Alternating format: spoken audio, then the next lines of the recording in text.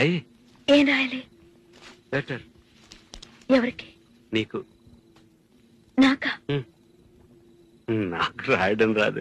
ఈ మధ్యన సంతకం పెట్టడం నేర్చుకున్నా. నాకు నువ్వు రాసే ఉత్తరం నేను రాసి నాకు చదివి వినిపించి తర్వాత నువ్వు చదువుకో. I like it. చెప్పు. నేను ఊహించుకుంటే కవిత మనసులో వరదలా పొంగుతుంది, కానీ అదంతా రాయాలని కూర్చుంటే అక్షరాలే, మాటలే. ఊహలన్నీ పాటలే కనుల తోటలో, అదే తొలి కలల కవితలే మాట మాటలో. అదే బ్రహ్మాండం. కవిత కవిత పాడు.